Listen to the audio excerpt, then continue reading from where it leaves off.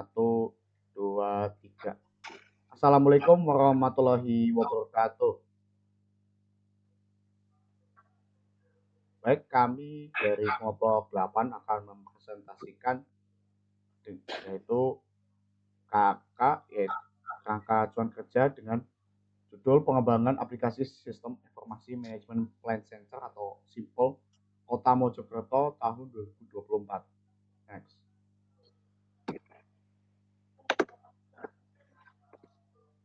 Baik, kenalkan dulu, nama saya Gatra Kencana dengan NIM akhir 256. Dilanjutkan dengan Shoki Mubarok. Dengan NIM akhir 021. Baik, lanjut. Gancak. Untuk hasil gancak seperti ini ya, seperti yang di layar. Silakan dilihat. Oke, lanjut. Sasaran proyek. Jadi sasaran proyek ada 3, ada scope goals, time goals, dan cost goals. Scope goals-nya itu meningkatkan manajemen data dan informasi di Kota Mojokerto melalui SIMPL dengan penambahan fitur seperti infografis, dashboard, metadata, dan data komposit. Time goals-nya adalah 90 hari setelah surat perintah mulai kerja diterbitkan. Cost goals-nya adalah 100 juta asal dari APBD Kota Mojokerto tahun 2024. Yang pertama, lingkup proyek. Jadi ada pengembangan fitur utama ya. Ada menu infografis, data metadata, dashboard data komposit, terus menu rekapitulasi dan ekspor data. Ada juga pembaruan data prioritas sesuai kebutuhan pemerintah daerah. Next. Penyempurnaan infrastruktur sistem, yaitu optimalisasi backend untuk keamanan dan efisiensi data. Perbaikan arsitektur aplikasi untuk kompatibilitas dan dukungan pengembangan masa depan. Dokumentasi proyeknya terdapat penyusunan dokumen teknis seperti DPPL dan SKPL, dokumentasi hasil pengujian dan panduan user. Lanjut. Pemeliharaan dan monitoring sistem. Layanan pemeliharaan selama 1 tahun termasuk perbaikan bug atau peningkatan kecil. Batas cakupan untuk anggaran 100 juta. Fokus pengembangan pada fitur yang relevan dengan kebutuhan pemerintah Kota Mojokerto. Integrasi dengan platform eksternal tidak termasuk kecuali ditetapkan dalam kebutuhan awal. Tujuan proyek yaitu membuat platform data terintegrasi untuk mendukung manajemen data di Kota Mojokerto, meningkatkan efisiensi pengambilan keputusan berbasis data melalui informasi yang cepat, akurat, dan mudah diakses, menyederhanakan manajemen dan akses data untuk mendukung perencanaan dan evaluasi pembangunan daerah. Next. Kedua, stakeholder, pengambilan keputusan dan prosedur pengembangan. Next. Untuk stakeholder project sendiri, di sini misalkan manajer proyek dengan nama saya sendiri, Gatra Kencana, tugasnya adalah mengawasi keseluruhan proyek agar berjalan sesuai perencanaan dan mencapai target. Dampak proyek tinggi dan tingkat keterlibatan aktif. Untuk organisasi pelaksana yaitu Propeda Kota Mojokerto. Untuk programmer dengan nama saya sendiri, Gatra Kencana dan Shoki Mubarok. Tester Gatra Kencana dan Shoki Mubarok. Sistem analis sama. Untuk desain UI UX Shoki Mubarok. Sponsornya pemerintah Kota Mojokerto, memberi pengaruh pejabat data dan IT. User akhir pemerintah Kota Mojokerto dan masyarakat Mojokerto. Lanjut. Pengambil keputusan.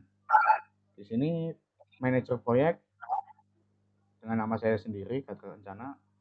Deskripsinya yaitu mengambil keputusan operasional sehari-hari untuk memastikan proyek berjalan sesuai dengan rencana dan target tercapai. Sponsor proyek mewalik, yaitu menyediakan dukungan finansial serta menetapkan arah strategis proyek berdasarkan kebutuhan daerah. Manajemen proyek, yaitu tim punakawan, yaitu memberikan rekomendasi, masukan, dan dukungan untuk membantu proses pengambilan keputusan terkait jalannya proyek. User, pemerintah Kota Mojokerto, yaitu memberikan persetujuan atas kebutuhan fitur, desain, dan pengembangan aplikasi sesuai dengan kebutuhan operasional. Prosedur pengembangan. Nah, ini ada analisis kebutuhan, yaitu mengumpulkan dan menganalisis kebutuhan dari user dan pemangku kepentingan untuk merancang sistem yang sesuai. Lalu ada desain sistem, yaitu membuat desain sistem teknis sampai interface user, yaitu UI UX. Pengembangan modul, yaitu menyusun dan mengembangkan setiap bagian aplikasi sesuai aplikasi yang telah dirancang sebelumnya. Lalu pengujian internal, melakukan pengujian pada fungsi, integrasi, dan kinerja sistem untuk memastikan setiap komponen bekerja dengan baik. Deployment, melakukan implementasi aplikasi di lingkungan produksi, termasuk instalasi dan konfigurasi pendukung. Pelatihan user, menyelenggarakan sesi pelatihan untuk user agar mereka memahami cara mengoperasikan aplikasi secara efektif. Evaluasi dan umpan balik, yaitu mengumpulkan masukan dari user untuk melakukan evaluasi dan peningkatan pada sistem yang telah dikembangkan. Pemeliharaan pasca deployment, memelihara dan memastikan aplikasi berjalan dengan baik pasca implementasi, termasuk perbaikan dan optimasi jika diperlukan. Next. Yang ketiga, work breakdown structure. Tampilannya seperti ini ya untuk WBS-nya nih. Bisa dilihat di layar tuh. Nah itu. Nah, seperti itu. Ya, next. Keempat, mengestimasi kebutuhan waktu.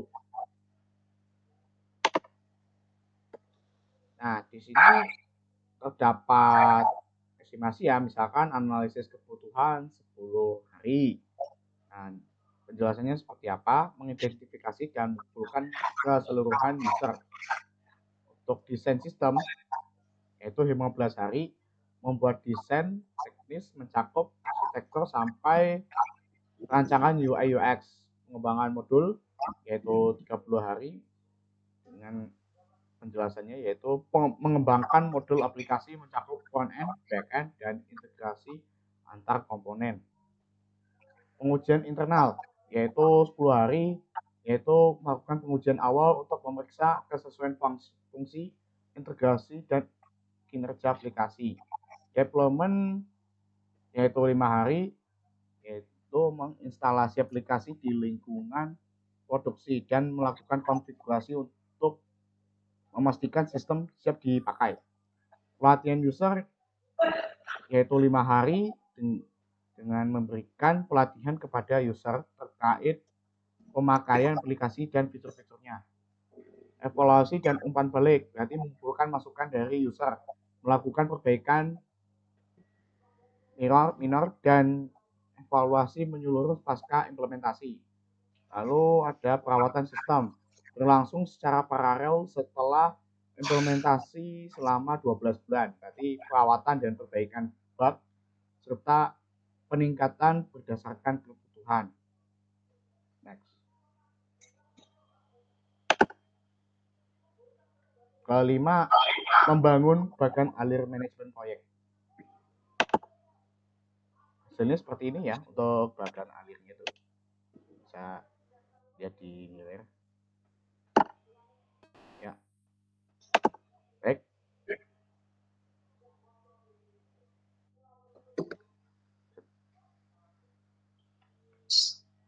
Saya akan menjelaskan mengenai pembangunan bagan alir manajemen proyek.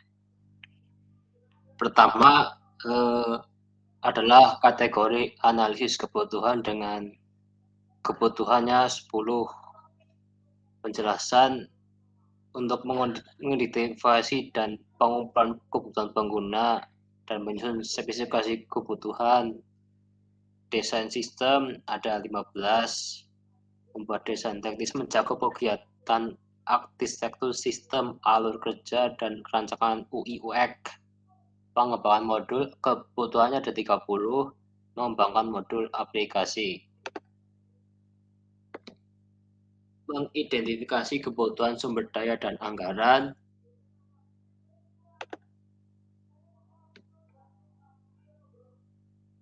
Nah, jadi ada list seperti ini, ya, isinya sama sebenarnya. Next, bisa dilihat. Bila di skip juga diperlukannya boleh.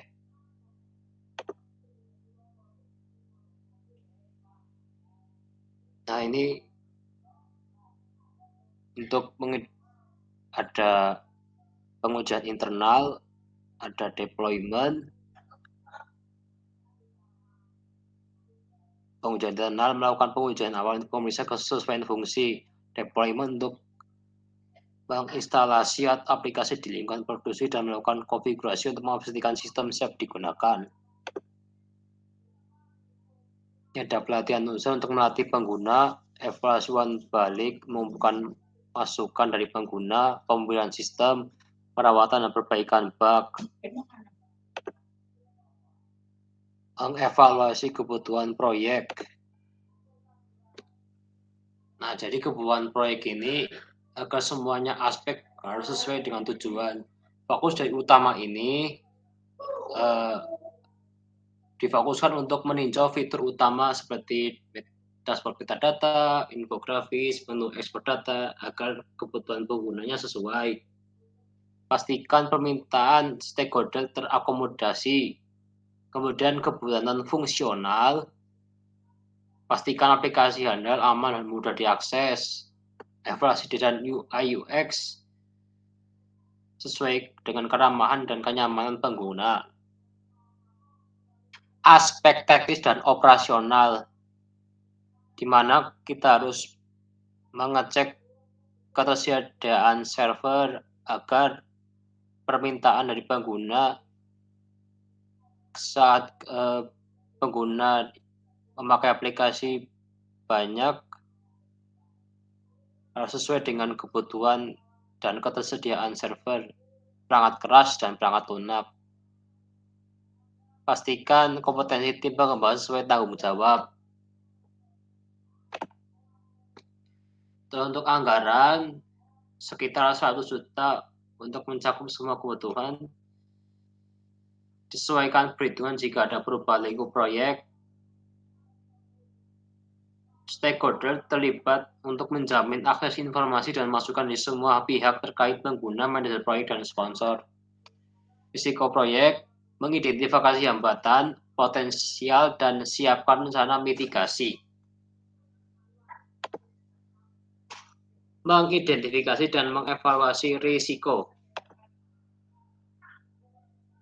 Nah, di slide ini juga penting untuk mengenali potensi hambatan dan merencanakan langkah penanganannya. Ada tahapan-tahapan yaitu bug atau kesalahan, ketidaksesuaian hasil dengan kebutuhan. Nah, ini jadi ketika bug sudah ditemukan akan dilakukan perbaikan. Risiko operasional, kendala data atau sumber data, miskomunikasi tim. Ini tujuan menjalin untuk komunikasi antar tim agar tidak terjadi kesalahpahaman. Risiko anggaran, biaya tambahan yang tidak terduga. Ini biaya tambahan agar supaya misalkan pemakaian Google Cloud itu juga membutuhkan biaya juga. Risiko waktu, keterlambatan penyelesaian proyek. Lalu ada mengevaluasi risiko, mengukur dampak dan kemungkinan risiko, menetapkan prioritas risiko dengan fokus pada dampak tinggi.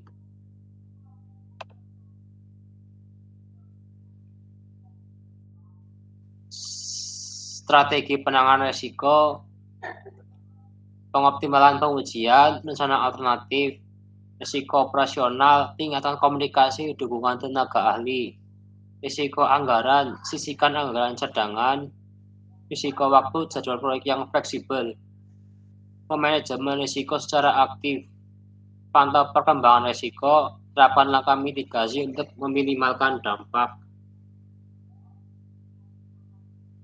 Jadi kalau misalkan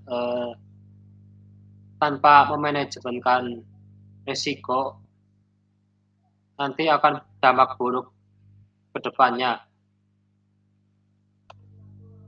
Siapkan rencana darurat. Ini menjadi salah satunya ya. Jika terjadi risiko dalam pengembangan aplikasi, sini sudah jelas akan mengantisipasi risiko yang bisa mengganggu proyek. Ada beberapa strategi. Yang pertama, sumber daya cadangan, jadwal alternatif, dan langkah cepat mengatasi kegagalan teknis. Sumber daya cadangan nanti personel menambahkan untuk situasi darurat, jadwal yang alternatif untuk mengimbangi keterlambatan. Langkah cepatnya adalah mengenali bug kritis atau gangguan sistem, mengidentifikasi ketergantungan. Dalam proses ini, memahami hubungan antar tugas proyek untuk efisiensi alur kerja. Berikut ini langkah-langkahnya adalah mengidentifikasi tugas saling bergantung. Contohnya, dalam pengujian harus menunggu sampai pengembangan tersebut selesai. Menyusun urutan kerja. Memastikan tugas sebelumnya mendukung tugas berikutnya. Memanajemen jadwal, hindari bottleneck akibat ketergantungan. Mengidentifikasi dan menelusuri milestone yang kritis. Apa maksudnya? Untuk menandai kemajuan yang signifikan dalam proyek. Ini mencakup seperti penyelesaian analisis kebutuhan, finalisasi atau penyelesaian desain atau penerapan sistem. Ini juga merupakan milestone utama dalam capaiannya. Untuk menelusuri milestone, memastikan proyek berjalan sesuai rencana. Kemudian adalah mengevaluasinya, yakni dalam evaluasi ini akan memeriksa kualitas dan mengidentifikasi potensi dari hambatan yang didapat. Berpartisipasi dalam review tahapan proyek. Dalam partisipasi dilakukan secara berkala untuk mengevaluasi kinerja setiap tahapannya. Langkah-langkahnya berikut ini, yaitu mempertemukan dengan stakeholder untuk meninjau hasil kerja, mendokumentasikan hasil temuan untuk memperbaiki tahapan berikutnya. Contohnya ketika terjadi bug pada aplikasi atau terjadi error, untuk contohnya error 500 atau 502 dalam web server, menyelaraskan fokus proyek jika ada penyimpangan dari tujuan awal, mengamalkan sumber daya yang dibutuhkan. Ini dari verifikasi ketersediaan seperti personel, perangkat keras, perangkat lunak, dan infrastruktur, dukungan sponsor dan stakeholder, penyediaan dana dan kebutuhan teknis, kapasitas dan kualitas, memastikan semua sumber daya sesuai kebutuhan proyek. Mengelola proses pengontrolan perubahan. Ini bertujuan untuk menjaga stabilitas proyek meskipun ada revisi kebutuhan. Dalam prosedurnya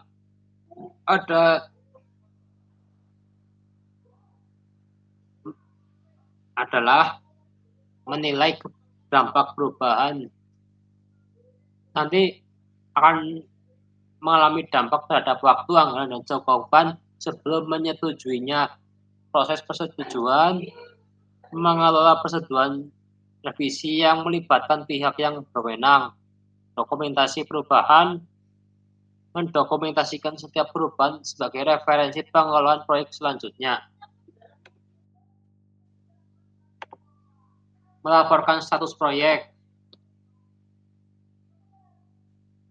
Langkah-langkahnya adalah laporan berkala, yaitu menyiapkan laporan kemajuan proyek, capaian milestone, kendala, dan langkah yang diambil. Grafik atau dashboard visual. Gunakan visualisasi untuk menyampaikan laporan secara mudah dipahami. Pembaruan kepada sponsor dan stakeholder, menjaga transparansi proyek dengan memberikan pembaruan rutin. Baik, sekian presentasi dari kelompok 8. Mohon maaf apabila kelompok kami ada kesalahan atau ada kekurangan dalam menjelaskan atau dalam mempresentasikan hasil kerangka ajuan kerja ini. Kami dari kelompok 8 meminta maaf yang sebesar-besarnya. Sekian, terima kasih. Wassalamualaikum warahmatullahi wabarakatuh.